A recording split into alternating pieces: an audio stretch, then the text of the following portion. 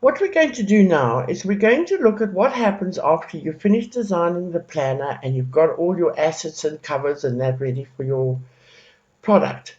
You now have your planner in front of you, and the first thing that you need to do obviously is you can't give your customers a PowerPoint file, so you will now save your file as a PDF. So in PowerPoint, all you do is you go to File and you go to Save As, and you would change it, the file name, to whatever you want to call it. So if you've got a theme to it, you'd say Jungle Journal or Magic Journal or whatever it is, but give it a pretty name because that's the file that they're going to see when they open it up.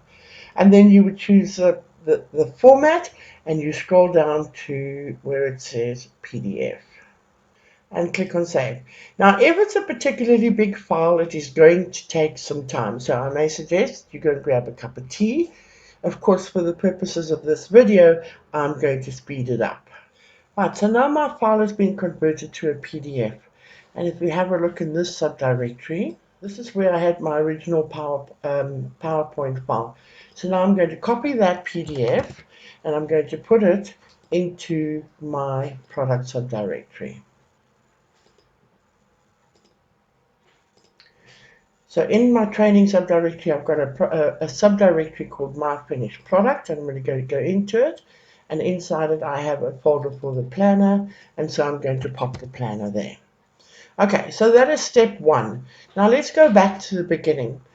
When you're zipping up your product for sale, I like to have a nice organized subdirectory set up. It makes it easier for people to find the various elements. So I will have a subdirectory called My Finished Product, and everything will be underneath it. And the reason why I do that is because if I go back up, when I right click on this when I'm finished, I'm going to WinZip this and I'm going to call it My Finished Product, whatever you're going to call it. Okay.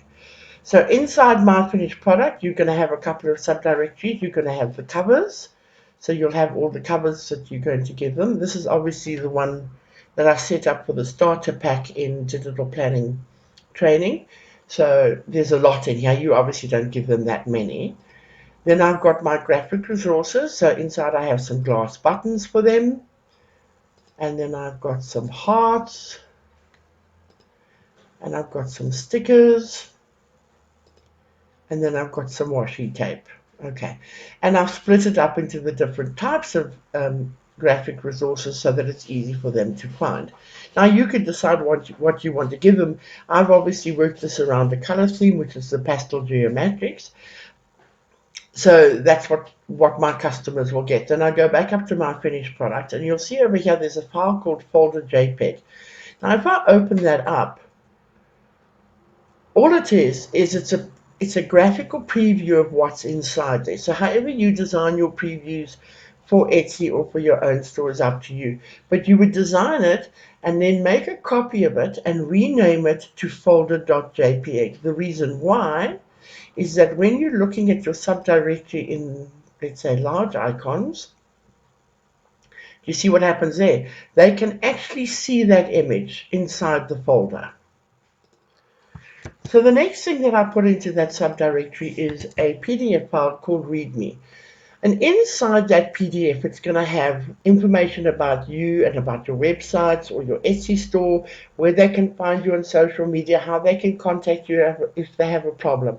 And what this is really powerful for driving people back either to your website or your store or to your social media accounts. So set one up and then just include it with every single product. Right, now that you've got everything ready to go, you would go back to your main subdirectory, right-click and zip it. Now, whatever zipping program you're using, I'm using WinZip, so I'm simply just going to WinZip it here. Okay, and now there's my zip file. Now, here's a problem. If you have a look at this particular size file, and I go to Properties, this particular file is 280 megabytes. And Etsy has a limit of 20 megabytes per file, and you can only upload 5. So now those files are too big for Etsy. So what you would have to do is find an alternative way to upload your zip files, and then have a small zip file that they can download from Etsy, which includes the PDF. And inside the PDF, the README PDF, it's got links to actually download the various aspects. To summarize getting ready to sell your product on Etsy, you're going to save your PowerPoint file as a PDF. You're going to save the covers and other elements as transparent PNGs. You're going to create a new folder with your product name. You're going to add a preview JPEG and rename it to folder.jpg.